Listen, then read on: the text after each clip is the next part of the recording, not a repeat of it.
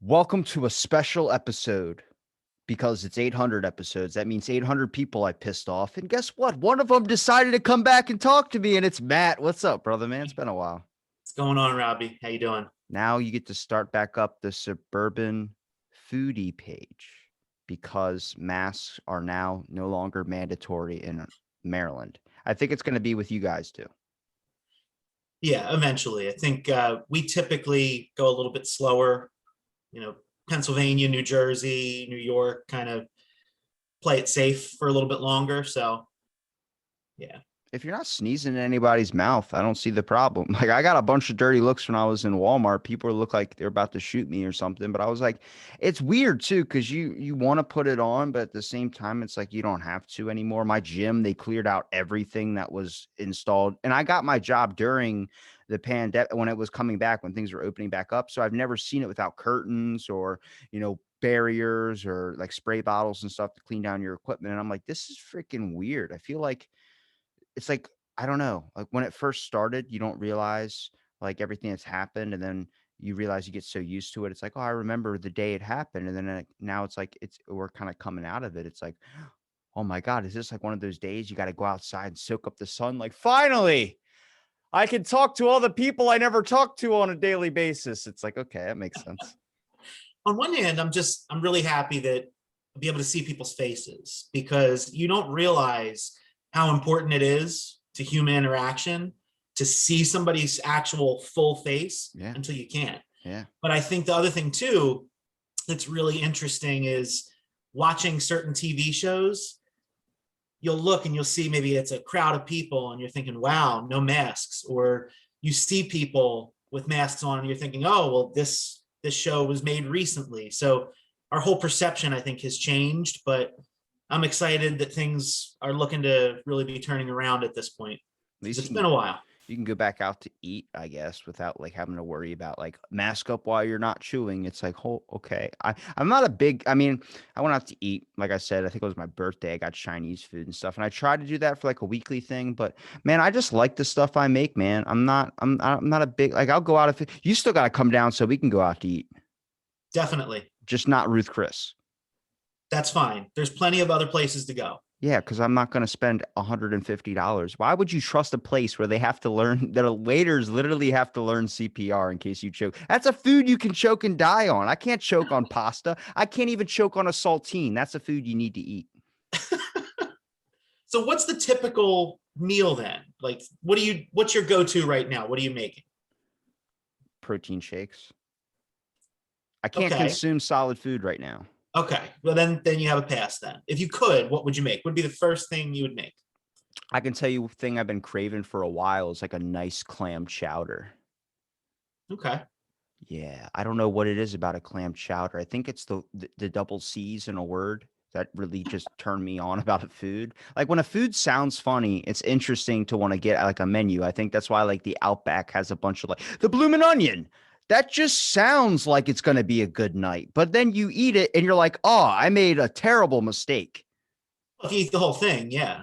That's meant to be shared. You you take that whole thing down, you're in trouble, You man. got to talk to my dad. My dad's like, no, I'm getting a bloomin' onion for me, and then you all can get whatever you want. I'm like, that's it. The whole meal is just fried onion. Yeah, it's all you need in life. I'm like, but everything you touch afterwards is just grease.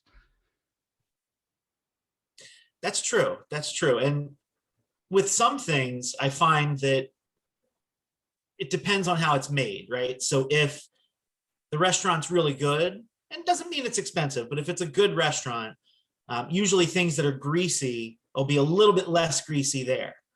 Like, for example, I had egg rolls the other day, and it's the same Chinese restaurant I've gone to for years and I love, but something was different this time. It was like super, super greasy because obviously egg rolls are fried, but normally it's not like that. But I remember I took one and I had to reheat it, and the whole paper towel was just like yellow from the grease after I cooked it. It's like, should I eat this? I mean, I did, but I, for some reason, since my gym is right next door to a Chinese food restaurant, I will not eat Chinese as of now because every time like when I'm if I open up in the morning, there'll be like Chinese food in our bathroom. Like some person that gets on a workout decides to eat Chinese food. And I'm like in the bathroom of all places. You want to sit and have your meal? That just sounds disgusting. Like I don't want to sit on a toilet or where people are, taking showers or doing all these things and eat my food. I'm like, I don't know. I guess it's just it's a weird world, man. I really can't say anything more than that. I mean, did you find yourself during the pandemic like a lot of people did? Define find yourself. That's a big question, Robbie. Did you get any activities or hobbies or anything on your mind that you feel like getting off? Um, well, I would say kind of related to how we originally met, the Suburban Foodie Huh. Instagram page. Um, for now, at least, and this could change, I found that I don't like social media as much as I thought I did. I was kind of, I don't want to say becoming disillusioned because I think that gives the wrong connotation, but I was kind of at a point where there was a level of exhaustion with it because I was really trying to, Yeah. work with the metrics and try to play the algorithm and Start generate thinking that about activity buying and followers and all that. yeah, Yeah. yeah. So I think that is something I don't want to do again. So if I end up posting again, I'm just gonna post what I want when I want. Like I would look at what time of day should I post. They give you all those metrics on the Instagram page, so I would look at all that.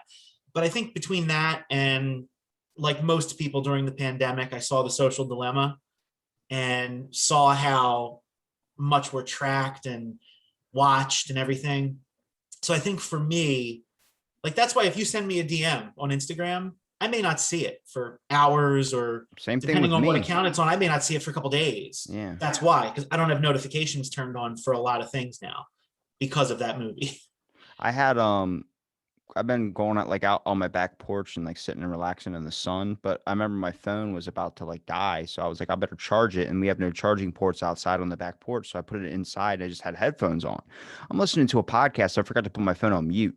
All I'm hearing is ding, ding, ding, ding. Like my phone is just going off, and it's inside, so I'm like, I can't just get up and check my phone. So like somebody could be dying, I don't even know, but it was just all these random messages like LOL, haha, and just constant like I was like, man, that's why I just post in ghost now. I post up a photo and then I'm not on it. I won't post again until something on my story when I post another episode. I only post for an episode and that's it. I don't do like I've seen stories that are blips for blip like 1,000 of them. And you're like, what the like people are tapping through them. They're not watching all these ones. I mean, they're talking about like, what do you guys like? Egg rolls or sushi? It's like, I don't give a fuck. Let's click through that one. Let me get to the part where he tells me his life sucks. That's the one that they want. Yeah, no, I think there's definitely a lot of noise on social media and the notifications. It's just a mountain of notifications. And that's why I turned it off. And I did find, I don't know if I found myself, but I did find that I'm a lot happier when I put it down and only check it every so often. So maybe that's what I've learned over the last, 14, 15 months. What I think is interesting is I remember when I was cleaning out my grandmom's house, I found an edible and I ate it. And I remember what I did for I every time I get high is horrible. It's never fun. I don't know why I do it to myself, but I do it. Um, but I remember when I ate this edible, I spent 4 hours on, and it probably would have taken a sober person 20 minutes, but it took me a very long time because I went into my notifications and I went to every single app and spent about a good 20 minutes disabling notifications, do I want the sounds? Do I want the That's what I kept asking myself. That's why it took so damn long. I was like, well, I like the bing it makes, but I also don't like the banner. But what happens if and then that's my brain just on this high level, just figuring out everything. So I went through my Twitter, my Instagram, every social media outlet, everything on my phone when it even comes to settings, Amber Alerts, all these important things. I kept the important ones. I want to know if a kid is being taken in a Chevy Malibu, and Always fucking a Wisconsin. Malibu. What's up with that? Because that's a psychopath car. It's nice, but you're sketchy if you're driving. It's like a tattoo on your face. I don't trust you with my bank pin. I'm just saying. Um, but I drive a Malibu. are you serious? No, I'm kidding. Oh, No, I have a Jeep. I was like, damn. I was like, I totally missed those signs. I get the signs from Mr. Rogers, but not you. But I remember I deleted all those notifications. You start to realize how like the social media game, their their hooks are in you way more than you think they are. Like the reason why I've been talking about like China and all this stuff in some recent episodes is because you start to realize like they're winning a slow war because they're slowly having like they're funding our schools. So now schools won't research anything about the Chinese government or they'll pull their funding. You start to realize like there's a lot of shit you're not focused in on, and there's too much of it out there to focus into on that the hooks are in you, but how Oh deep yeah, have they gone? sure. Well, yeah, that's a good point. I mean, if you look across the country at a lot, I would argue probably most of the bigger colleges and universities, they have set up what's called a Confucius Institute. And that's basically the Chinese influence at these schools. So you're absolutely right. And the claws are in. And I think China's a big player. I think that big tech in general Yeah. is really embroiled in this, whether it's tracking every move that we make or, like for example, Google. I mean, everybody Googles everything, right? Well, Google Well, was blinding search results. That's why Australia had it banned. yeah. Oh, yeah. Well, they definitely manipulate the results. And one of the things, and I knew Google was popular and I knew a lot of people used it, but I didn't realize how much it was used. They control 90% of the internet search traffic. 90%. Yeah. So, if you pay Google for your website to be listed in the, top 3 or 4, it'll push what could be a valid search result down further. So their algorithm is supposed to be built, well, initially I think it was built to show the most relevant results. Now it's sort of that, but it's also who's paying to play, right? So it's really manipulated. I think so. Here's my interpretation of what success is. I think, do you have enough energy to what do you have enough energy to put into something enough to where you're willing to, like, for instance, when you're diving into the world of social media, do you have enough energy or time to be put into that to actually make it something that can make you successful? Or so many people get right to the maybe the edge of it thinking that it's never going to come and they don't even realize it's right in front of their face and they give up and they've spent so many years into it. People build up these social media platforms because it's like LinkedIn. Everyone who has a LinkedIn is might be an okay guy, but you go to it with the aspiration that's going to help you get a job. No, it does not. It does not do anything. It's a profile that sends you constant emails and newsletters where I'm like, fucking scribe. I can't deal with all the random bullshit that gets sent to my Yahoo. Like, I made it 4 years ago, and every day, Rob, there are jobs in your area. I got a fucking job, okay? I don't need to work at Petco in the fucking loading dock. I'm sorry. That's just not what I'm interested in doing. But when you start to kind of realize that any amount of effort to put into something, like they say, you got to put in effort to get something out of it. That's 100% true. But how Mhm. much are you willing to put into something will show you the clear basis if you're fit to do it or not. A lot of people are mirroring their life on something that might not necessarily be for them. Social media to me is a giant time suck. I'd rather sit and play Dragon City, or I'd rather do something else more beneficial. Maybe when it comes to my new passion right now is just creating t-shirt designs. I'm having a fucking field day with the creating t-shirts. T-shirts right now, actually. What shirt are you wearing? It's the Oh shit. I That's a got it lot of wool. about, I guess I got,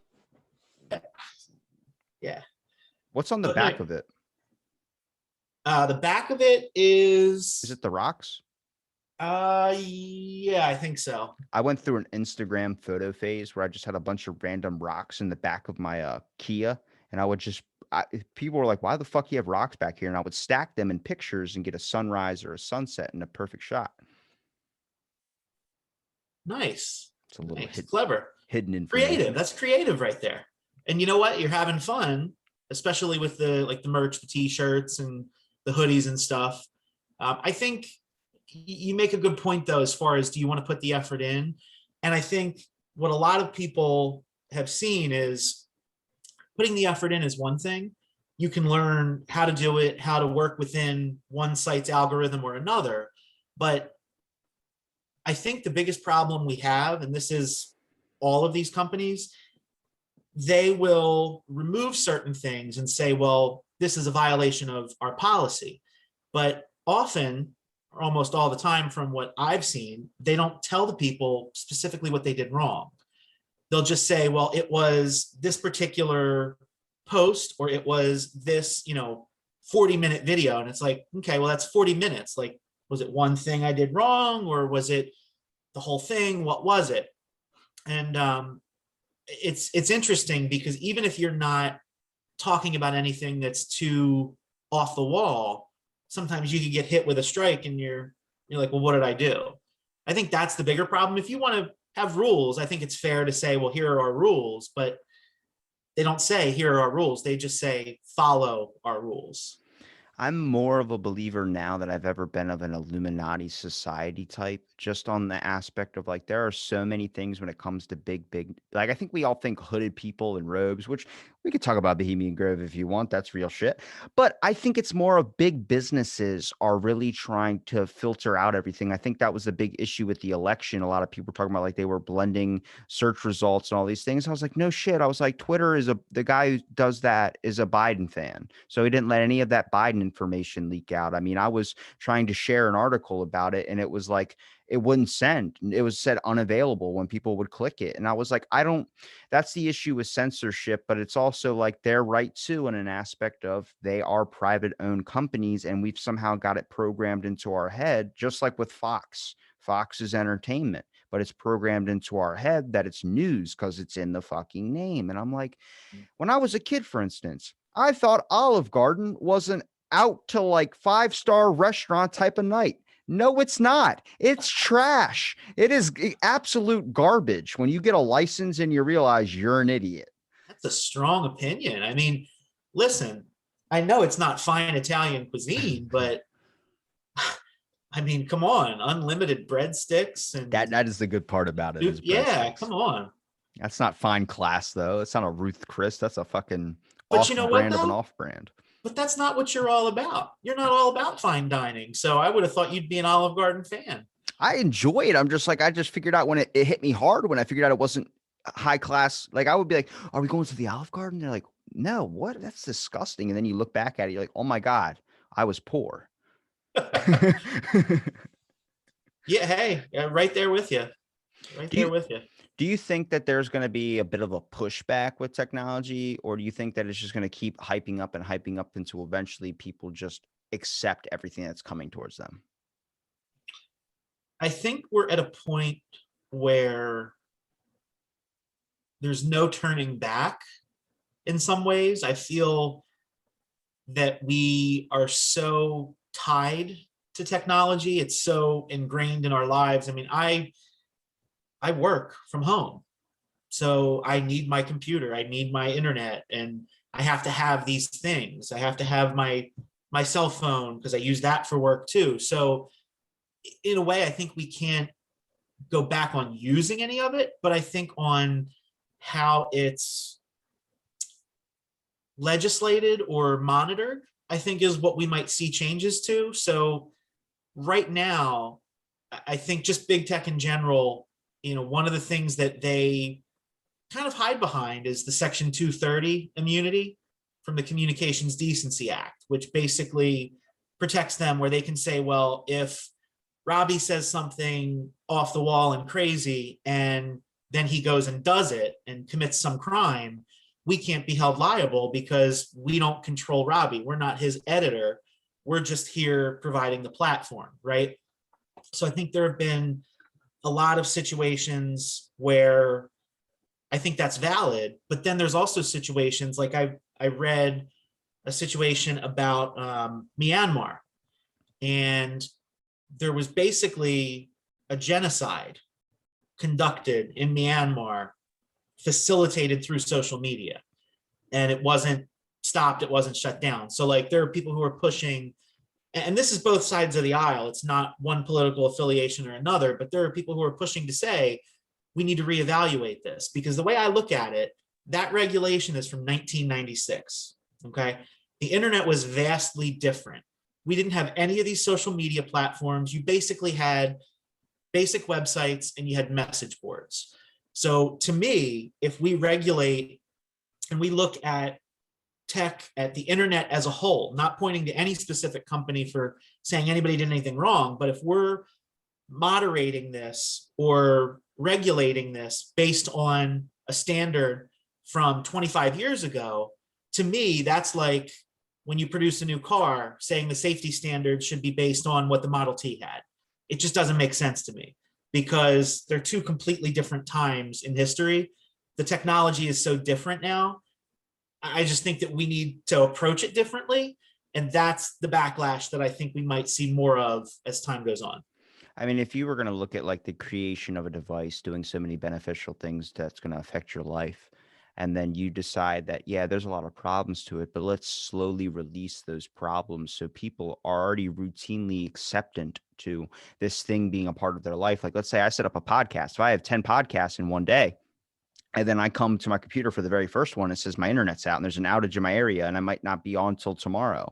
My Mhm. whole fucking day is ruined. I'm going to be upset. But when you start looking at things a little bit more closely, is like there's probably a lot of problems that are just now coming out, but we're accepting it because it's so ingrained to our routines, to our daily thing, making sure Twitter is going to be there to refresh or something because we know it's going to work. But when the server's down, people start losing their fucking minds. And I'm like, it has me thinking, because the reason why I won't do Clubhouse is Clubhouse is a China owned app.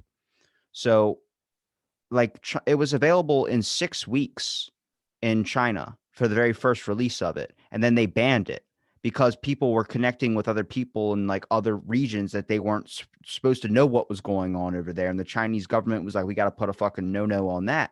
I don't like that because I understand it's them. We're not going to be able to change them. And that's a whole different thing. But I don't like the aspect that a lot of people are going to be willing to accept a lot of things that might be wrong because of the fact of how influenced this is, and all they really know is social media, or all they really know is the internet. I mean, generations are now are being born into something that's never not had this, when a lot of times we couldn't remember before MySpace, we couldn't remember before this. And it's like, I think it can be a beneficial tool to your life, but when you structure it around it, it becomes a little bit insane. And I mean, I know plenty of content creators that get their stuff flagged. My episode with Mark, I couldn't even post as an advertisement on YouTube because they were like, you said some horrible things in this episode. And I was like, what did I say? And then they gave me a certain time cue about an hour and 20 minutes in. And it was when I talked about how a kid died in circumcision because a rabbi, and I said that, and Mark freaked out. And I was like, all right, that makes sense. I understand that one. But there are things that are really just like conversation style things, or things that are being talked about, or things that are being expressed, and thoughts and opinions and stuff like that. But they're more than willing to just say no to it rather than let it be out there just so people can cipher for themselves. Like they're kind of like a parent spoon feeding a baby. And it's like, it gets strange, man. Cause like when I say the Illuminati type stuff, you realize that, yeah, you might have control into immediate acts into your own life. But when it comes to being successful, I feel like someone just chooses that for you. Cause I mean, I know a lot of people out there that are doing amazing work and doing so much effort into everything, but they're not Logan Paul money. It just seems like sometimes something is set up for you to be successful, and other times it's mostly set up for you to fall in line. Yeah, I mean, I think in terms of that, it's a part of it is going to be what you put into it, kind of like what you were saying with building a social media following, right? You got to put the work in.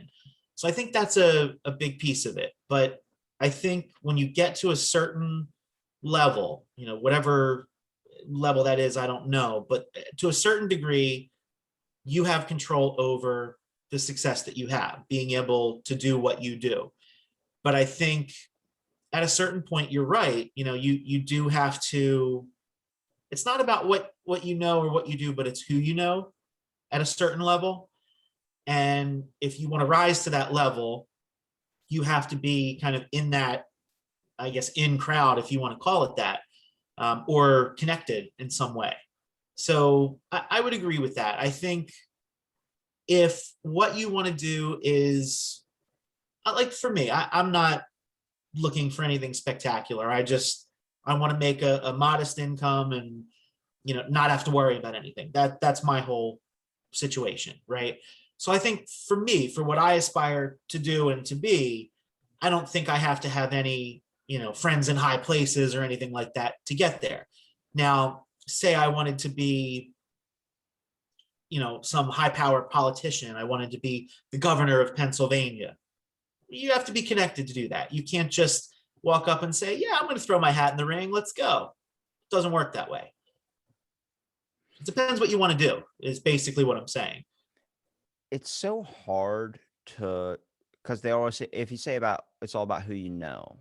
Well, isn't the point of not trying to rely on people? Like, I find it more laudable when you achieve things when you don't rely on anybody else, because a lot of times people either use you, like that's the main mindset now, and I think that's just because of everything in our scope of view is wanting to be successful. But what we deem successful isn't that you have a house over you. I mean, that the fact that you woke up is successful to me.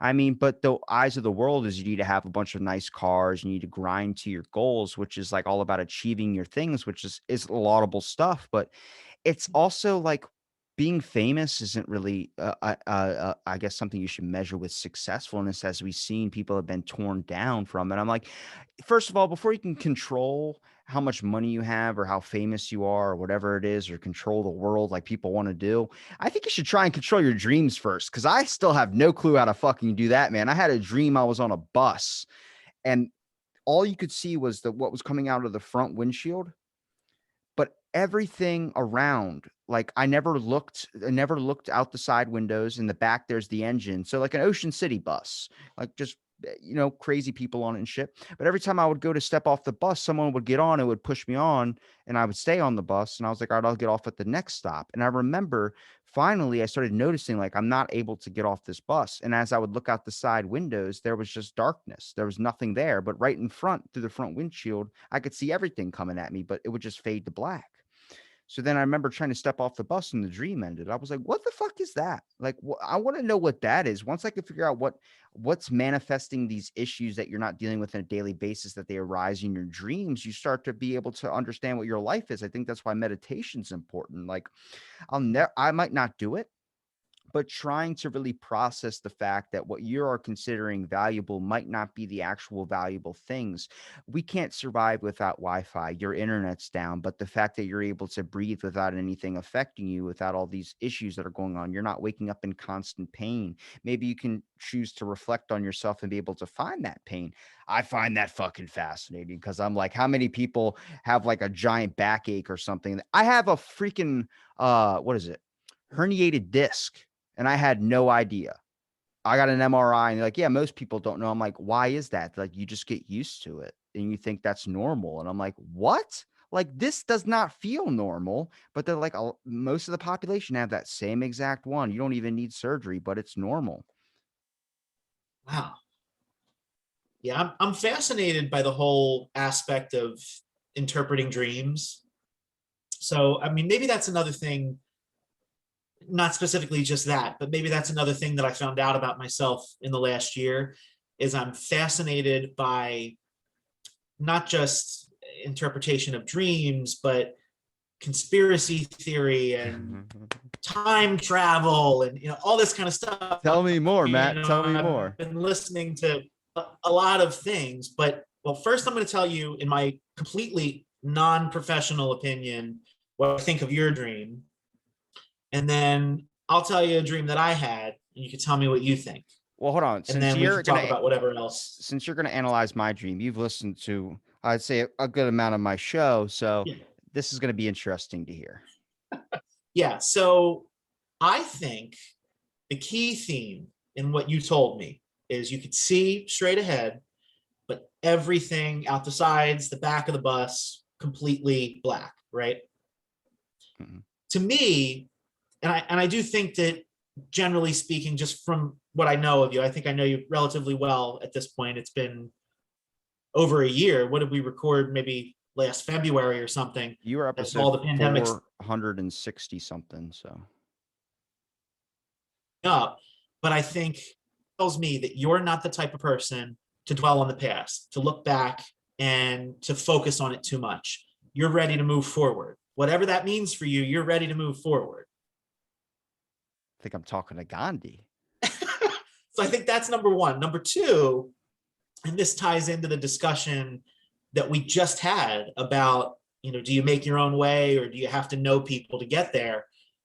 I feel like there's symbolism in the fact that you're trying to get off this bus and make a decision and do something, but you take a step forward, you're pushed back. You take a step forward, you're pushed back. So maybe that's something tying into the whole, well, there's people who are in control, and if you're not, in with them, then where are you going to go? How are you going to move forward? So to me, that's what I hear when I hear that dream. I don't know if you agree with that. I like it. But now you got to tell me a dream so I can analyze it first. Yeah. So I don't even know if I've figured out what this one means. So I'm really curious to see what you say. So I had this dream where I was on a train. So kind of similar to your bus situation, but I was on a train. I didn't And have enough money for the train. I could only afford the bus. It's like $250. well, so I used to take the train into Philly every day when I was going to Temple. I used to take the train. There's a train stop right there, the train station. And I guess that's where the whole train thing came from, because I rode the train for the better part of 2.5, 3 years. I was on the train daily. You said you're going to Temple? I was years ago. This was. Are you Jewish? Temple University. Oh, shit. I was like, hold on. The way you said it, though, I was like, wait a minute. Are you Jewish and I don't know? No, I mean, not that there's anything wrong with that. No, I'm Jewish. Plenty of Jewish friends, but no, I'm not Jewish. But Temple University. Okay. That would be cool if there was a train station that took you right to the temple. I was about to say, holy shit, why are we not talking about this? No, but so maybe that's where it came from, because I was so used to that for years. And this dream was just a few months ago. This was recent. And I'm on this train and it's moving really fast. It's packed. And all of a sudden I look over to my left and I see one of my coworkers, guy that I work with in my current job. I'm like, no, that's strange. So then I hear the conductor and he says, next stop, Willow Grove. Okay, well, that's where our office is, right? Or maybe was at this point, who knows? But I go to get off, but it's not Pennsylvania. I'm not in Pennsylvania. I'm in what I think was Moscow. Those beautiful buildings in Moscow, all the different colors and real ornate and real decorative. That's where I was. And I remember thinking, what the hell is this? Like, where the hell am I? And I turned to my coworker and he's gone. I was going to ask him, like, hey, you see this? Like, where are we? And then I just woke up. So I have no clue what that was all about. Did you fall asleep to like a KGB documentary or something like that? No, and that's the thing. Like, it's not like I was watching The Americans or anything like that, which I have watched that show. So maybe that's kind of at a subliminal level still in my brain somewhere, even though it's been a couple years since I've watched it. But I have no idea. I don't know. I don't know. Maybe it's you have this wanting to travel and you'll be surprised when you get there.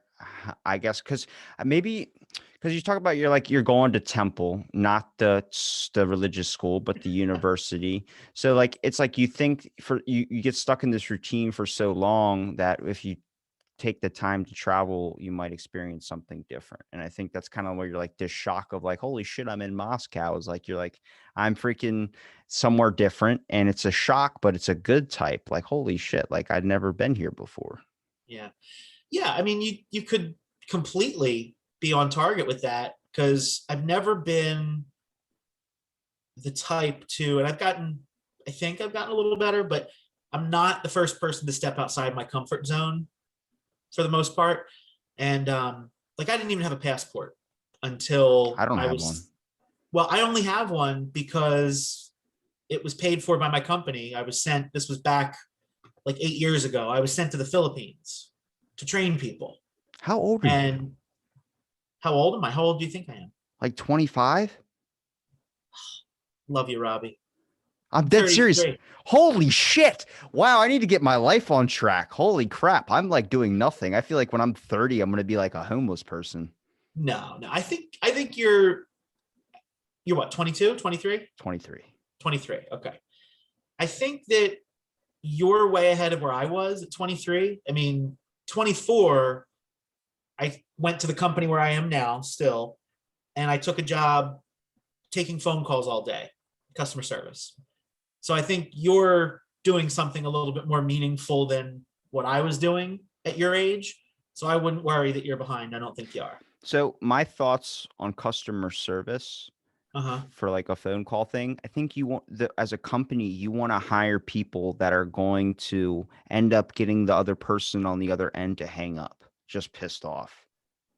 That makes more sense if you're trying to make sure you don't have any people trying to return shit. And then like if you get past that phone call with that person, they're like, fuck it, you win the game. Like it was like a Family Guy episode. They had Stewie in HR, and she was like, you sexually assaulted this woman, and he just goes, I'm trans. And then the woman at HR goes, congratulations, you just won HR. And I was like, that's, you just sometimes, like, if you Yep. literally, like, there are people like I know that I turn to get shit done when I know it's going to be a hassle, and they get it done because I don't think anybody expects you to go that far into something, which is why we go back to with being successful. If you I think it's set up to make it so damn difficult, but if you do all of it and you get past every single obstacle, they're just like, you get it at this point because we did not expect anybody to get past those walls. I think for maybe some companies, depending on what it is they sell, I would say that's accurate. I would think it's a little different in my field. So I work in insurance. So it's not, you've purchased a toaster and it broke. It's a little bit deeper than that. It's, you purchased an insurance product and you're going to have this for decades. And if you die, like it's going to pay something to your kids or whoever you want it to pay to, right? So I think the customer service aspect there is a little bit different. And also it's not just, Robbie buys a toaster. It's Robbie has 500 clients who are going to buy a toaster. So if we piss Robbie off, then those 500 people are off our radar. And I think that's one of the big differences with the world of insurance is service with an individual person who owns an account is one thing. But if it's the person who's going out and selling this stuff to get more people bringing money in, then you're like, oh snap, like this guy brought us however many $1 million in the last couple of years. Like we can't piss this guy off. So I think there's levels to it. You strike me There's as a levels to everything in the you world. strike me as a guy that could handle crypto really well. Oh, I mean, in what way? What do you mean by handle crypto? You seem like you could probably handle like figuring out stocks and Bitcoin and all that type of stuff where you could see if something's going up or something's going down.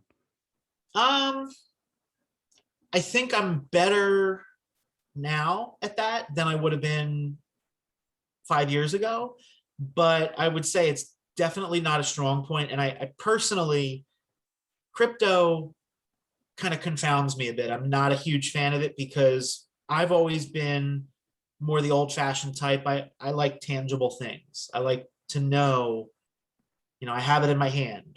And there are certain things because of that I won't buy online unless I've bought it before and I know, oh, I like this or this is going to fit if it's clothing or something. But I like to see certain things before I buy them. So crypto for me is tough because it's not tangible.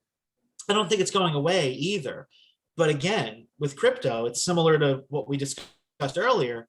The problem with crypto is it's not well regulated. So there are certain places. I mean, there are credit card companies who are saying, "Oh yeah, we'll accept Bitcoin transactions." That's happening here, off to the one side. But then you've got, I think it was a month or two ago, India was thinking of banning cryptocurrency altogether They banned because TikTok because of China. that's another concern, absolutely. But they've been looking at possibly banning crypto. And then the question is, well, for people who have it, do they lose it? Do they get forced to sell it? What happens? So it's just not a tangible thing. And I think that's why I have so much trouble wrapping my head around these NFTs. Have you heard about NFTs? So it's kind of like how crypto is to paper money. They're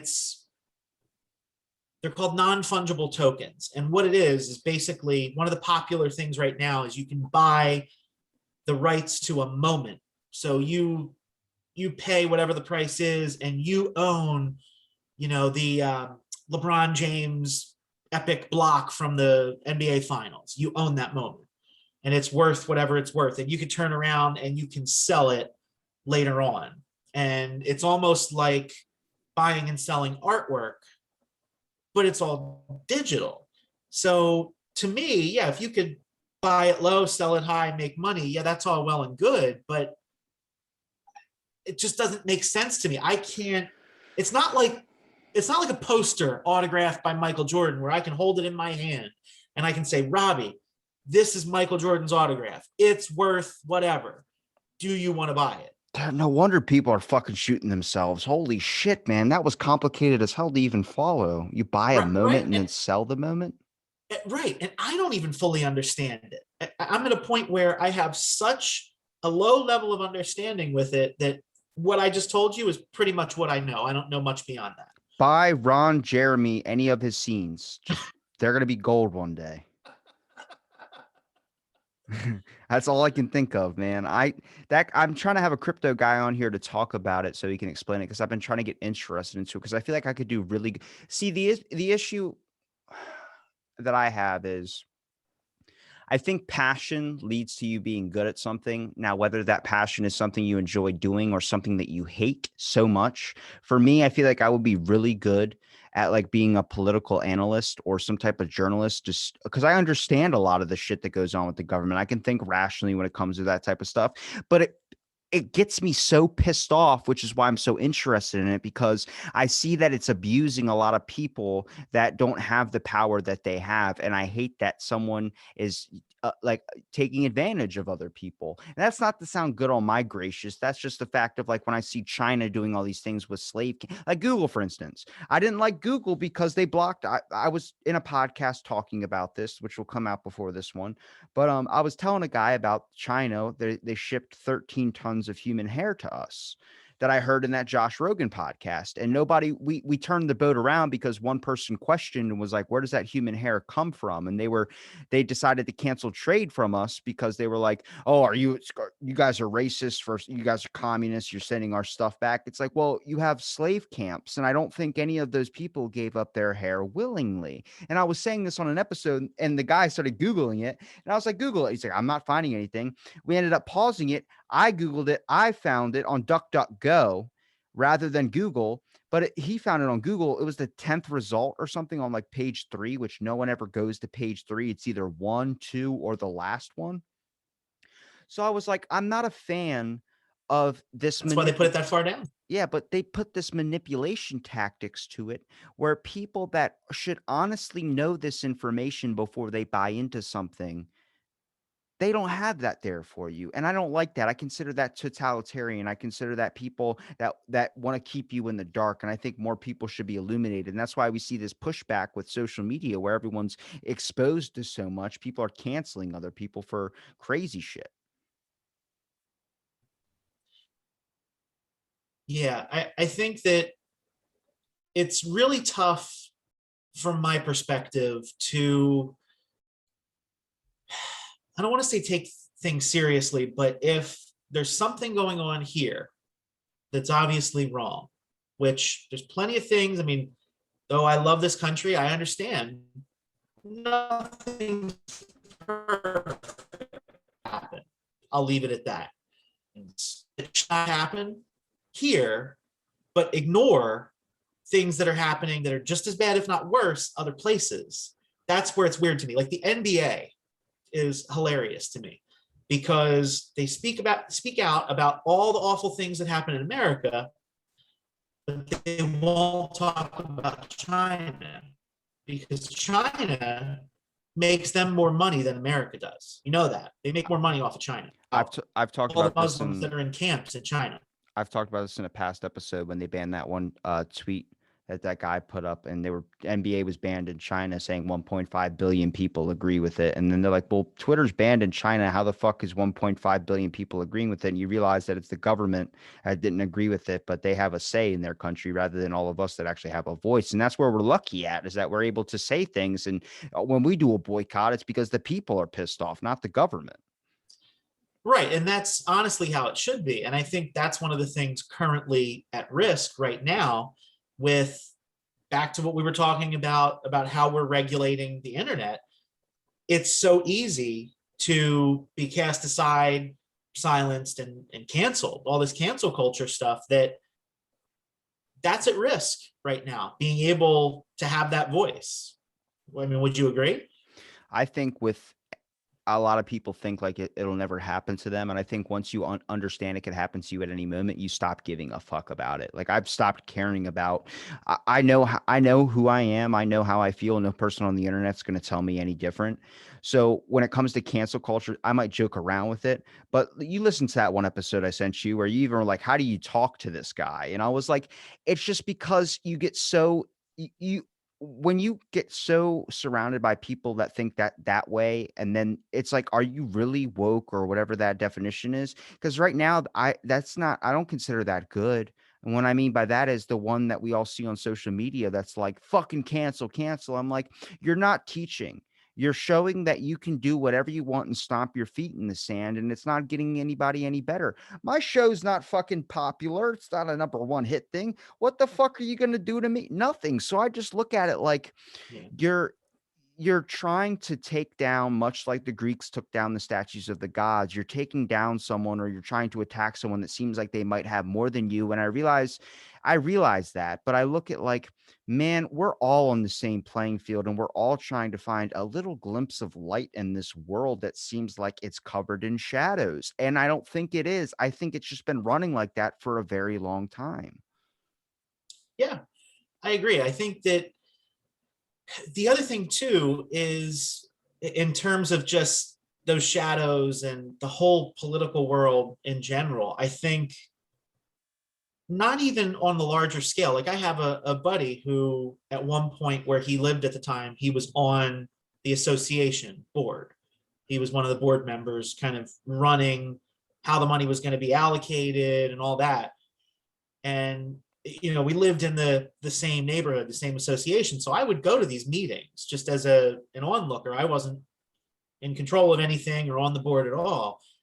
And I would just watch how people would interact, and not just the people on the board, but even how the people who were just residents, the things they would ask and the things that they wanted and what they would say. And I'm thinking, you don't even get paid for this. Like, why, how is this even something that you're fulfilled in doing, or not frustrated by? Because me, I don't think I could go into politics, because I think I'm a pretty nice guy. I'm a pretty agreeable guy. I'm I nice, like you. whatever. Yeah, thank you. Thank you. Yeah, I like to think that I get along with most people I interact with, but the way that the political world works, it's so dog eat dog that I think I just wouldn't be able to do it, even at such a low level of being on the board for your neighborhood. The way that people behave is just unbelievable sometimes. It's why I didn't like doing drugs back in the day, because like anything when it comes to weed, even just the people, that type of environment just felt so weird and uncomfortable and so sketchy to me, where it was like you realize like the people that get so heavily engrossed into it become that, they become cold. A mortician works at a, in where all the bodies are and everything, that next thing you know they become cold to the idea of seeing a dead body, that's just normal to them. And I'm like, that's with politicians. I don't think you should have to end up becoming hard and tough to be able to survive in that type of thing. Why is it like that in the first place? I think mental health is a giant issue in the world today, and it's not getting better, but we're attacking core steps rather than attacking the little things that are leading to it. Why is it increasing more and more every single day? Well, figure out what's accelerating it, stop that, and then we can focus on the issue of being able to fix it rather than trying to fix the issue. It's like you need to work on the steps that lead to that. Yeah, I mean, mental health is a great example of something that we're not caring for the way we should at all. I mean, there are some people who are lucky enough based on their circumstance, whether it's the amount of money that they have, or maybe they get, certain perks or assistance through, say, their employer. Some people are lucky, but there are other people who aren't. They don't have somewhere to turn. The fact that you weren't able to go anywhere or do anything or mingle with people for so long only made it worse for so many of these people. And even for years leading up to, before this pandemic even hit, I think instead of finding better ways to solve the problem, better ways to treat certain things, the answer was, well, this facility needs to be shut down. This mental facility needs to be shut down. And there are less places for that for people to turn as well. So, like, what are we doing if we're getting rid of these methods, whether those facilities were the right answer or not? Why would you get rid of it before you have something to replace it? It's just like, I'm not going to quit my job if I don't have something else lined up. If I find something, then okay, well, this job's not working for me anymore, I'm going to quit. But I feel like we're throwing the baby out with the closing. All of the country, for the most part, was closed down for months. You couldn't really go anywhere or do anything. That made it worse. And for the poor kids, couldn't even go to school. I mean, I think that has been really detrimental. And some are saying it's going to set them back a couple years in terms of their education because of the fact that they were cooped up. Well, it's funny. Everyone hated Hogan for all the things he put in, which he was just following guidelines like most mayors were. I didn't like that. I don't like someone not being honest about what they're doing, and they want to, like, for instance, the mental health fix in this situation. Well, if we want to talk about that, so many things are talking about, we need to fix this, we need to fix this, but if you look, they're not fucking doing anything else besides saying that. Like, do what you're saying you're doing. Blasio was given $850 million to fix mental health, and they lost that money. $850 million. I don't know where the fuck it went. Like, let's focus, like, on some shit. There's That political, can't be the answer. it's the same thing why I get mad with people that say that they're woke. They'll share articles of horrible fucking things saying love Asian people, love whatever, but they're not fucking doing anything. It's like PETA. You're not fucking doing what you're supposed to be doing. You're disguising yourself and seeming good to the public in the words that you say, but you're not following up with action. You're just fucking being a miserable social media warrior. And I'm like, you're not fucking doing anything. When I say I'm going to do something, I fucking do it. That's why it upsets me when I see people that do these types of things and they don't follow through with anything. They just want people to see that they're talking about it and giving them the pat on the back or the virtual thumbs up. Yeah, well, I think that's a big difference between you and a lot of people out there. Is I think that you're and you only want to do that or have people ask you if they genuinely give a shit how you're doing. And I think that speaks volumes about who you are as a person. And it doesn't surprise me that you feel the way you do about the mental health situation and taking action versus you're going to take action. It makes sense to me because that's you, you know? I just I get a little upset because I know people, I think, inherently care about other people, but I just feel like right now it's this idea of they want people to love them, and we're seeking admiration like we talked about before through social media or through a like or through these types of things. And I'm like, that's not what you want. What you want is actual people that are going to care about you. You want to be a good person because you are a good person, not because you want society to think you are. It's like you get confused and then you get schizophrenia in your head. It's why conspiracy theories are so damn fun. Is why I entertain them so much. Is because a lot of them make some fucking sense. They make some sense. And I'm like, this is some person that's actually doing something that is entertaining and might be true, might be exposing something, but they're not attacking people on the same level as them. They're attacking they're punching up in a way. They're attacking people that seem like they've been corrupted the system. They've been cheating on it. They've been doing so many things that, like, so recently, this episode will be out after the other episode I'm about to mention gets posted, but it's the last remaining descendant of the Knights of Templar. So he just introduced himself like that. I'm like, let's fucking go. I'm ready to hop down this rabbit hole. And we started talking about it. And I'm like, if you notice, he starts talking about all these politicians that are doing things that are old, like Knights of Templar order type stuff. And I'm like, is it possible that somehow those secrets to building the foundation are slipping through the system? We can call them cheat codes in society, somehow got leaked, not to the people that were destined to have it, but to some politicians or some people that couldn't handle it or shouldn't have had it in the first place. And next thing you know, we have all these scandals and all these people that are fucking up our system because they're not supposed to be there. It's like when you invite your friend to your party and your friend invites someone that's not supposed to be there, someone you don't like. It's a friend of a friend. You don't really like that person. You don't know them enough to want them in your fucking house. And I feel like that's what's happened with our government system.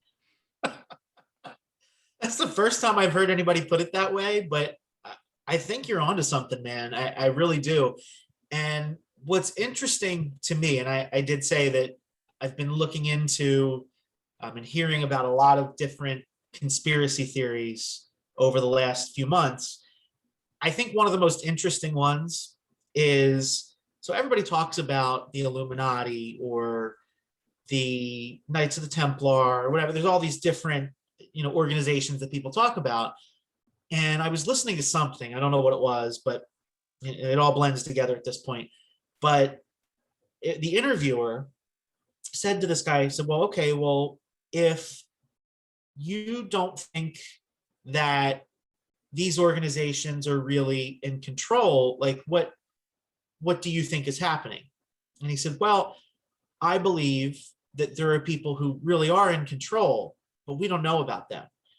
If it was really a secret society to say, that you're a Mason or, you were part of the Knights of the Templar or whatever it is, whatever the organization, the Illuminati, we wouldn't know what we perceive to know about these organizations if they truly were in control. So this guy was saying he believes that essentially the people who are in control let these other like rumors and things kind of spread about these other groups because it takes the attention away from people finding who's really at the control board. Kind of And I like thought that watching was an this interesting, hand while the other hand's doing something else.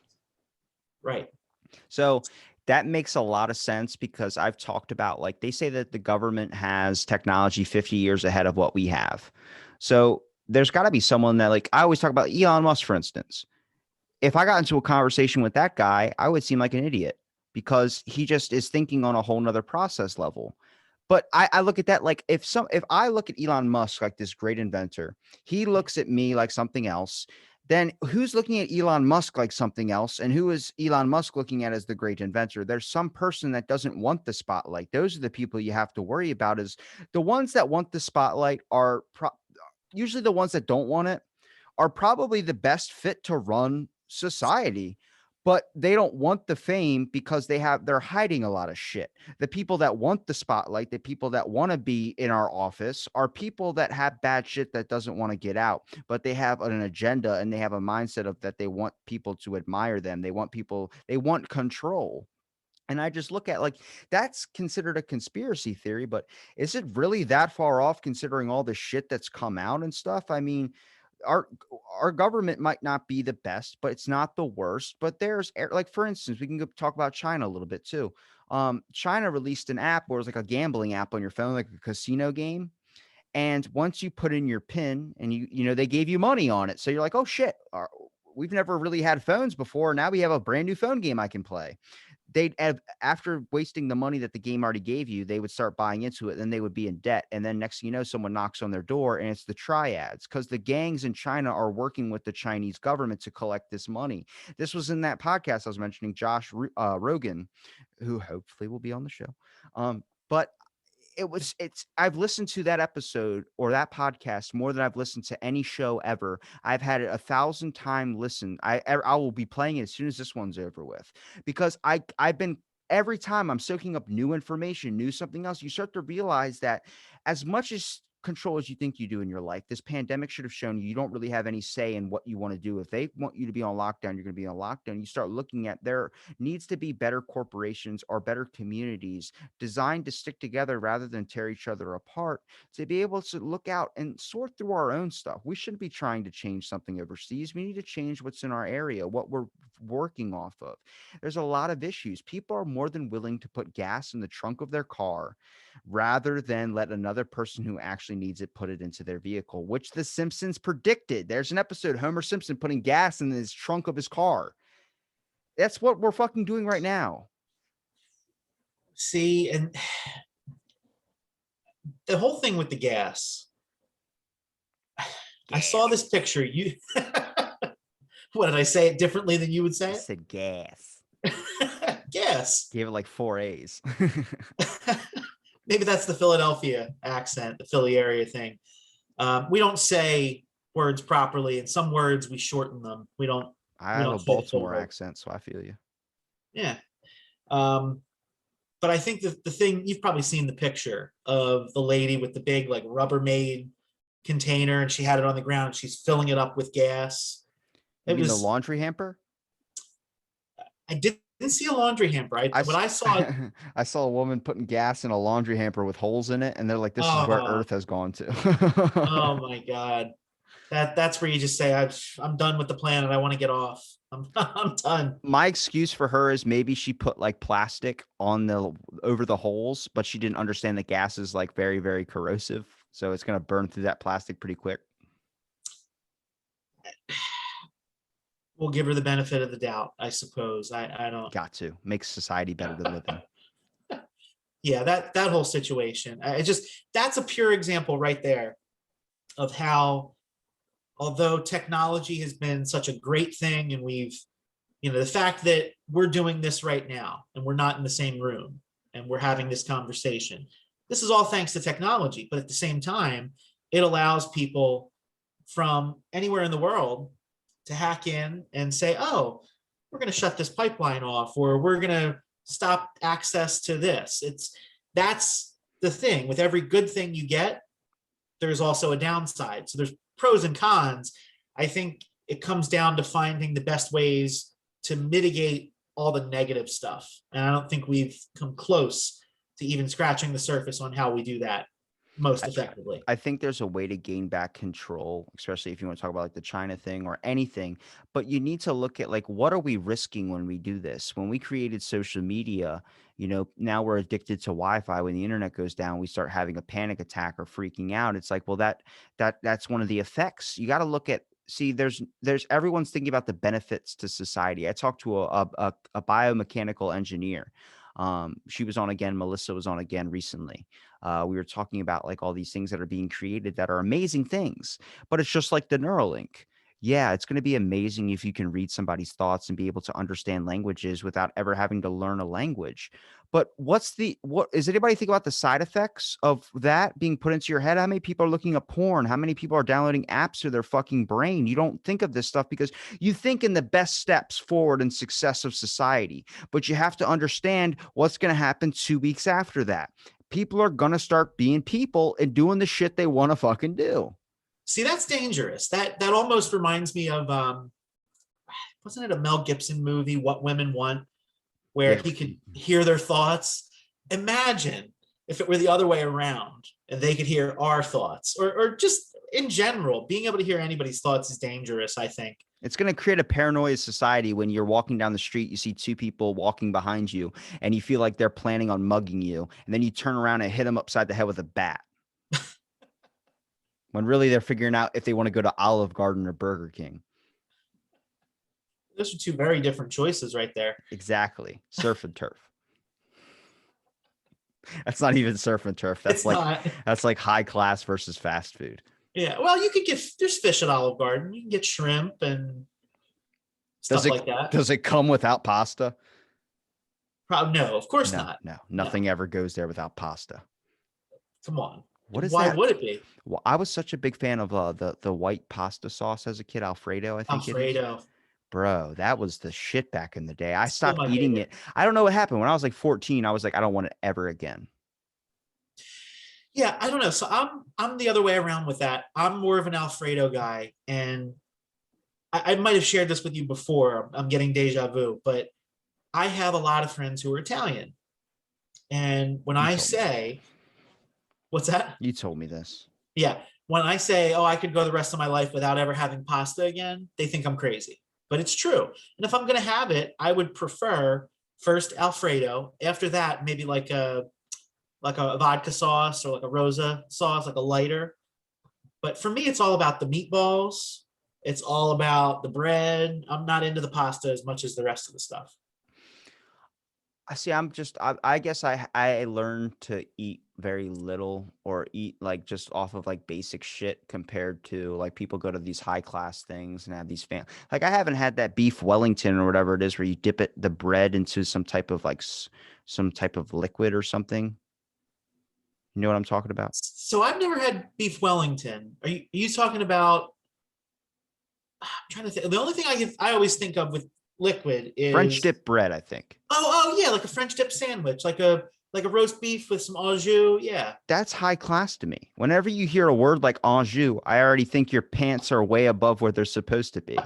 Like, I don't know, but I'm like, I'm okay with that because it's delicious. it's just like with Bill Gates, for instance. He still wears the same sweaters and shit. I enjoy that because even though you have billions of dollars to buy whatever you want, doesn't mean you necessarily have to do that type of stuff. Why don't you put it towards more of a beneficial thing? Like, for instance, I might have a lot of money saved up, but I don't like spending over $20 on groceries. I like buying basic necessities, things that I like. I don't feel like going out and spending $100 at a dinner because you never know when you might need it for a rainy day. You might never know when something comes across your way and something like that. Yeah, I think it's smart to play it a little bit more modest, living within your means and knowing, like kind of having that contingency for the rainy day. I think I'm the same way. Like I'm not going to go out and spend money on some meal that is way more expensive than it should be when I don't think that I've got enough banked away to be able to cover if something unexpected comes up, my car breaks down or whatever. So no, I'm right there with you. It's simple is better. Like I'm totally content with like a good burger or something like that. I don't need an expensive meal. Well, controlling the things you can only control. You can only affect the things that happen to your life and trying to control someone else's actions. There's going to be big blowback with the fact that a lot of people aren't wearing masks now because you don't have to. There are going to be people that still want you to wear a mask. And I turn that like it's same thing during the pandemic. If you were jogging outside, someone would scream at you to put a mask on. It's like, Yeah. guys, we need to focus on the things we can control. You're not going to change somebody's actions. You're not going to change these types of things. Stop fighting with each other and learn to work together. It's the only way this is going to work. Yeah, I agree. And I think too, one of the things I find hilarious is there's so many people that talk about science and what the science says and follow the science. And I have a neighbor somewhere in my neighborhood. I don't know this person personally who rollerblades up and down Ah, the street, which that is great. guy. It's a woman, but Oh, still getting her exercise. Hey, more power to you. But what I find interesting is there's nobody within 200 feet of this person, and she has a mask on as she's outside rollerblading. Like to me, that goes beyond the practicality of the mask. That tells me you're scared. And to a degree, I mean, we all have some sort of level of fear, right? But I think there's a point where it gets ridiculous. To me, if I'm not around anybody, why would I wear a mask? I'm outside. And I think now the fact that the indoor mask situation is changing with what the CDC just came out with. I you guess it don't was have what to wear one. yesterday, right? Like if you're outside, no, you don't have to wear one, and then indoors they say if you're vaccinated, then you don't have to wear it. So I don't know. For me, the biggest problem I've had with this the whole time is that it changes so often. The rule, the guidance seems to change, and it's to me, it's like, okay, well, has the science really changed 12 times? Probably not. So why are we going through these different steps of do this? Well, no, don't do that. Do this. And that's for me been one of the frustrating things. But the next thing is, okay, well, if you can ditch the mask if you're vaccinated, which Walmart just came out and said they're going to do that. If you're vaccinated, whether you work there, whether you're a customer, you won't have to wear a mask I was just starting there this on morning and I didn't have a it's mask on and I'm not vaccinated at all. starts on May 18th, technically, is But what Walmart's thing is. can I just But say I'm vaccinated? I mean, well, that's what a lot of people are saying. But then the question is, well, are they going to ask for your vaccination card? That's like a service dog thing. You can't do that. Technically, you're right. You can't do that. And to me, that's almost close to, where are your papers back in Nazi Germany? And I don't say that to equate the two and correlate them directly, but it's going down that path. If My they say, buddy, well, you have to show it. my buddy Kelly, he's been on a couple of times. He just sent me fake vaccination card, blank sheets where he was like, I'm going to fill this out. So I'm like, I'm not even gonna if they don't want me to go in there without a mask, I'll put a fucking mask on. I don't give that much of a shit to go this far Right. into it. I'm going if people if see the issue is if someone tells me put your fucking mask on, I'm gonna be like, go fuck yourself. If someone comes up to me, can you please put your mask on? I said, sure. Let me get it out of my pocket and I'll put it on. But I know so many people like I can't wait to burn it. I'm like, man, dude, I'm just like, I don't give a shit if you ask me. But if you tell me to do something, I have an issue with authority. And this is where the problem is. People don't like being told what to do unless you have a place of power. And everyone is starting to feel like they have a higher place of power or they're better than someone else. When I was a kid, I used to think I was the chosen one. I used to think I was I was the one that was chosen to be this great leader. Besides what my last tarot card reading, the person that was on here told me I was going to be the leader of my generation. I don't believe that because I believe we're all able to be what we want to be. But you have to understand that you can only control the actions that you have. I'm not going to police anybody else. I might be like, well, that's weird. That person's not wearing a mask, or that's weird. That person's wearing a mask. But I'm not going to tell them they have to do these types of things. Even at my job, they know. It's like, Robbie, can you please tell him to put his mask up? Man, like fucking we're all going through this shit, man. Are we doing what we're supposed to be doing? Then fucking why are we worried about someone that's not doing that? If they're not hurting anybody, well, they're killing us with the disease. What the fuck, man? Like, I don't understand. I don't want to live in fear, but people have started to live off the fear narrative. And I think that's where it starts to get insane. There are people during this thing that don't want it to end because they like the idea of living in this like apocalypse fear type thing. It was fun for the first week not having to go to work. But then after that, it's like, fuck, when are we going to be able to live our lives without just stepping on eggshells all the fucking time? Yeah. Yeah, absolutely. And I'm the same way. If the business has a sign posted and they want you to wear a mask, I'll wear it. I'm not looking to start fights with people just to Kick not them wear in the a mask. balls. Kick them in the balls. Yeah, I mean, I'm not, that's not what I'm looking to do. But also at the same time, I think that the way people handle it, like there's a lot of people you can tell when you're in a store if there's something you're doing that they don't like. Um, Like I said, when I was walking through without a mask, I felt like I yeah. was JFK about to get shot. Oh yeah, yeah, absolutely. And that's how some people will look at you like you're absolutely insane and whatever, that's their opinion. But then again, I think back to the first couple weeks of this, and I literally saw somebody in the grocery store in a full hazmat suit. To me, that was nuts. Like I'm talking the gloves, the full jumpsuit, the hood, the plastic shield, like so you could see out of it. I'm sorry, like You know, he was that's a just problem. waiting to break that out. Like he was waiting for something, an excuse to wear his hazmat Oh, suit. sure. It was probably like if you ever seen The Office, it was Dwight on The Office when they had the lice. A couple people in the office had lice, and he puts the hazmat suit on, and I mean, it's that was wild. But I think too, a lot of businesses have loosened up their their way that they're approaching it. So I'm pretty sure, if I'm remembering correctly, it's been a couple years since I've been to Ocean City, Maryland. But you guys have a couple Wawas Yeah. down there, right? Yeah. Hell yeah. Okay. All right. You Hoagie Wawa Fest, fan. All right. son. Hoagie Fest. Listen, that's pride of Philly, Wawa. Um, with Wawa, I have a friend who goes into Wawa a lot, and they were telling me it's so funny because this friend of mine, I love her to death, but she's a total Karen. She she called the store and asked to speak with the manager because there were customers not wearing masks and nobody said anything to them. That happened at mine recently. I walked in. I was like, we don't have the mask mandate lifted yet. It was like 2 weeks before it happened. Yeah. Well, this was a couple weeks ago that this happened with her. And apparently, the stance that Wawa has taken, at least around here, is they put a sign up on the door saying they want you to wear it.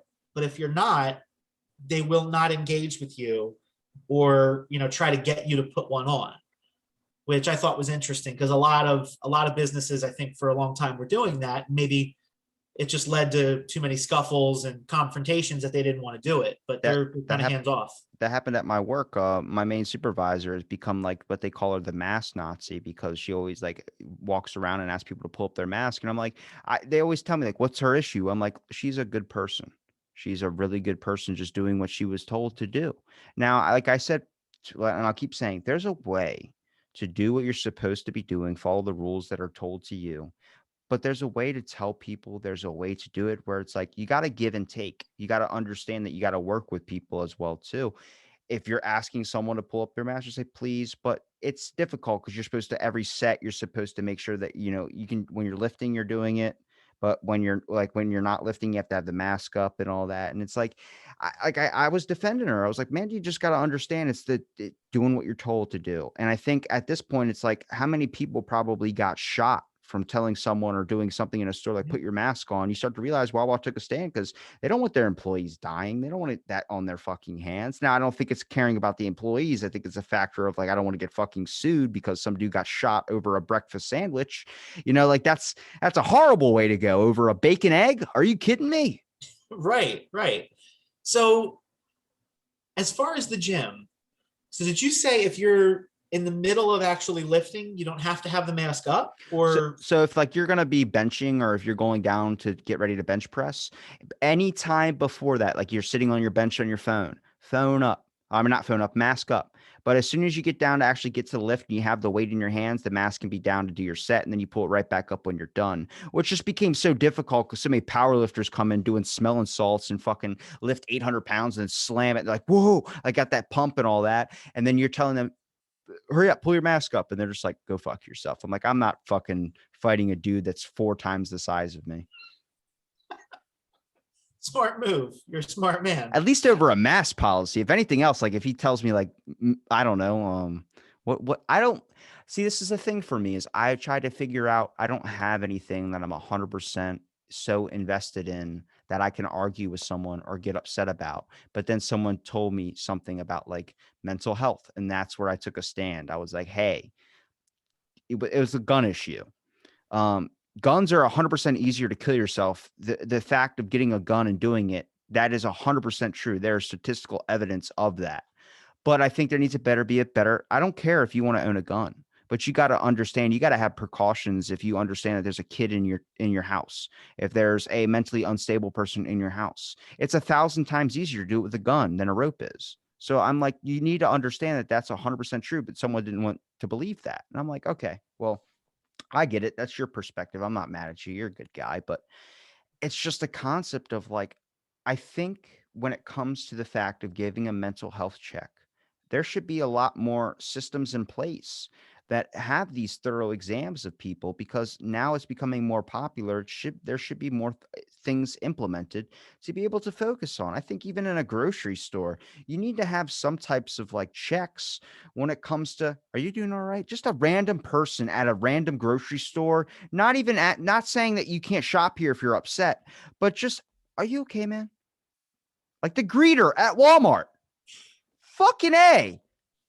That was amazing that someone would greet you, give you a sticker, say, have a nice day. Just that little thing can make someone's whole entire fucking day. And we don't have any of that anymore. Nothing in society. Everything is fuck you, fuck you, fuck you. If you're driving by, going cutting them off. I'm like, let's try and find ways, even if it's with more art or something that's instilled into our towns or communities or something that gives some type of like the color theory. So my buddy tossed this out to me about color theory. He goes, the color purple is a conspiracy theory. They think that they give Biden all these color purple things in all of his videos and interviews because it's some type of calming effect or a dumbing effect on the population, which if you've ever studied color theory, red brings out anger, blue brings out cool and calm. I wear a white shirt because it brings out more positive invoking energies when I'm in a chat with someone who might be shy or something.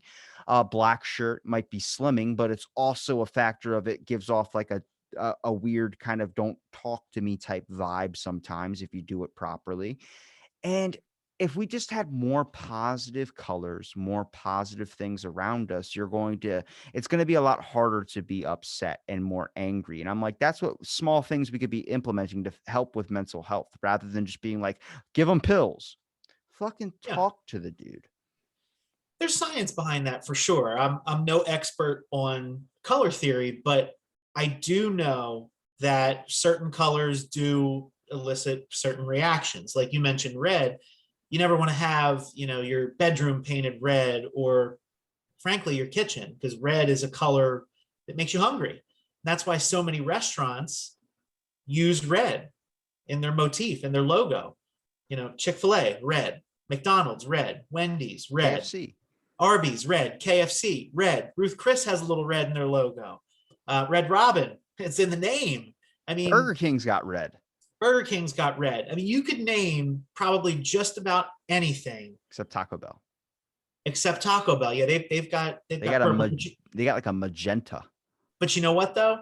With Taco Bell, because it's tacos, they have a lock on the stoner population. Yeah. And the drunk And I am population. not in that population, but they've got a lock on me too. I mean, if I'm looking for a taco, that's where I'm going to go. I had a dream I met Jesus at a Taco Bell.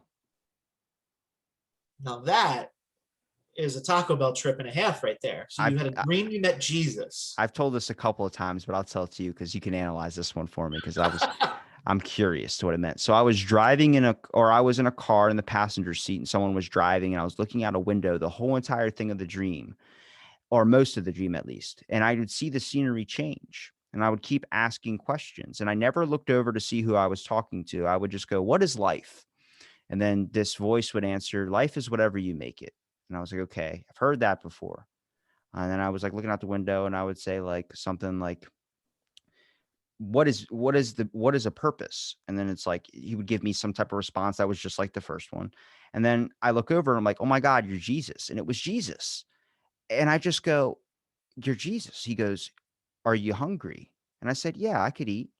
And then I know I used to go to this Taco Bell all the time when I was a kid, and that's the Taco Bell we pulled into. And I go inside and I spend most of my dream spinning the fucking thing trying to win a free taco while Jesus is sitting in the booth. And then I'm like, wait a minute, I have Jesus in a booth right now. I just spent like 4 hours trying to win a taco. So I walk over to the booth, sit down, and I go, what'd you get? And he goes, everything that I have is everything that I need. And I'm like, okay. And tacos sit down in front of me, and then a burrito sits down in front of him, and he unfoils it and bites into it, and it's beans. And I'm like, you're just eating beans? And he goes, you need less than you think you do. And I'm like, fuck, that's a good answer. And then he bit into it again, and it was avocado. And I'm like, is that avocado? And he was like, yeah. And I was like, you're a psychopath. And he just goes, oh Lord, and then rolls his eyes, and then the dream was over with. That was my dream. Oh my God. To be inside your brain, Robbie, that's It moves pretty wow. quick. Yeah, it seems like it does. Now that I'll admit, just listening to that, I don't think I have as clear or profound of an analysis on that one. I had a sleep scientist try and tell me what it meant, and I was like, I don't know. Oh, they couldn't tell you And either? he was like, that sounds fucking crazy, man. What'd you eat before you went to bed? I had some beans and rice. That's okay. There's your beans. That's probably part of it. I don't know. I would say that it's probably, I mean, we all want to know more about the meaning of life, right? I think that's a question, whether we actively pursue it or actively talk about it or not. I feel like on a subliminal level, we all kind of wonder, like, what's the main idea here? we want to know more about that. And the fact that it was a dream where you talk to Jesus, maybe it has something to do with that. Aside from that, yeah, maybe it was indigestion and it Hmm. screwed with your mind. I don't know. Like that's an interesting one though. I want to ask, do you have an alien experience? I have not, Okay. although that's one of the things that I've become somewhat interested in. I would still say my number one is stories about time travel, and whether it's somebody saying that they devised a way to do it or it happened against their will, like they didn't choose to do it. Um, Not saying that I have proof of anything being true or not true, but I've gotten really into listening to that. So kind of to your point where you said you're going to re-listen to that podcast, I have re-listened to a few myself where I thought, wow, that was like compelling. I want to hear that again.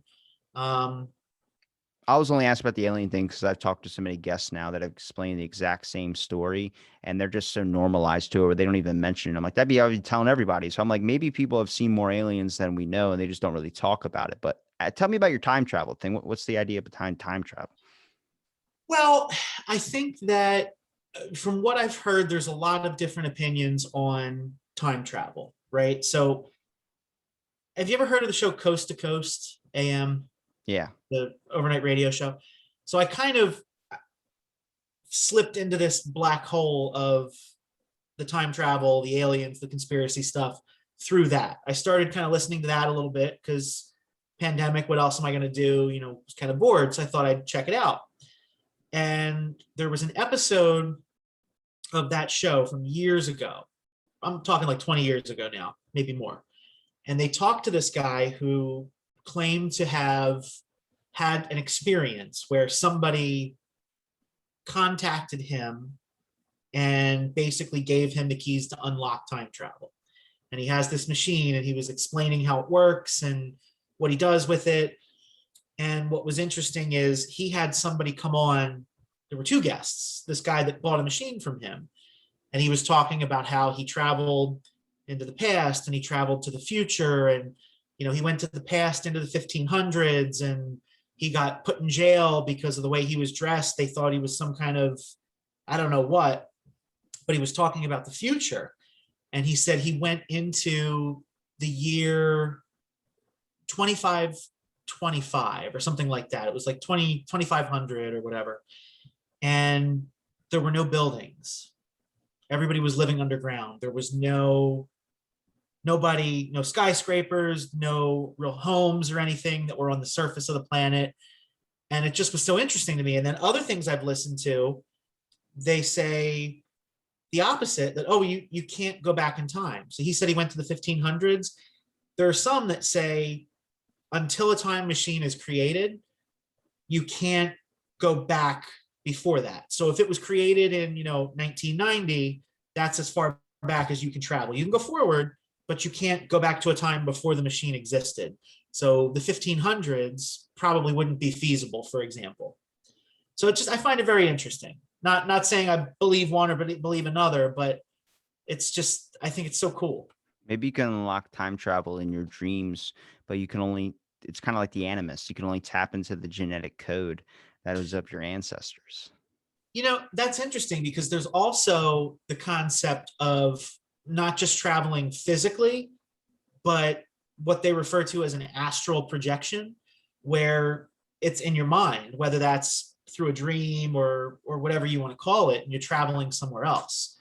But just a lot of interesting stories. Like they would do shows where they would just tell people, call in. If you've done this, call in. We want to hear your story. And they'll talk to like 20 people over a couple hours. Like this one guy met someone, went to some dinner party, and the guy says, oh, come to the garage. Guy puts his dog on this chair and hits a couple buttons and the dog disappears. And then a few minutes later, the dog is back, right? And the dog time traveled or whatever. So I don't know. I was never, growing up, I was never into anything like really sci-fi related, which is what I kind of consider this to be. But now I'm at a point where it's just, I find it so interesting. I want to learn more. I want to find out more. So I do a lot of like my recreation time is I'm listening to different things. And what's interesting, another thing that I listen to where they kind of talk through conspiracies and analyze things present day, they mention something now that I think of what I just told you about nobody living on the surface of the planet in a few hundred years. They were saying they believe that the whole aspect of space is fake, which again, I see you rolling your eyes. I'm not saying I believe this, but one of the things that they pointed to is they said, Elon and whoever else, Bezos, they're going to get us to Mars. But what's going to happen is they believe that Mars is really under the surface of the earth. It's underground. So just wild out there stuff, but so interesting. I threw you for a loop with that one, huh? I mean, I'd like to. You got to send me that one so I can listen to that and try to understand that one in my head. Yeah, I can share some links with you, let you know what I've been listening to. I think the present day one, I think you would find very interesting because they take a stance where they don't necessarily think the earth is round, but they don't necessarily think that we're 100% sure that it's flat. Like they're kind of in the middle, right? So with all the stuff with the pandemic that they talk about, they say, everything's fueled by fear. First it was fear of a virus, and then it was fear of vaccination. And now, I don't know if you've seen, there's a lot of fear spreading around. If you're not vaccinated, you should be scared of the people who are. Before it was vice versa. Now it's the other way around. So this whole fear motivation on all sides of it is really interesting when you break it down. Couldn't think of a better 800 episode. I'm glad I was able to deliver. Matt, where can people find you? You still have any social media links you want to plug? We could plug Suburban Foodie, I guess. It's Foodie with a PH, Suburban Foodie.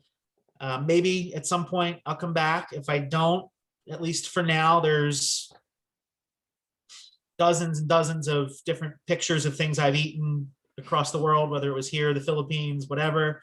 So feel free to check that out. And, maybe at some point I'll get the itch and go back to it. But yeah.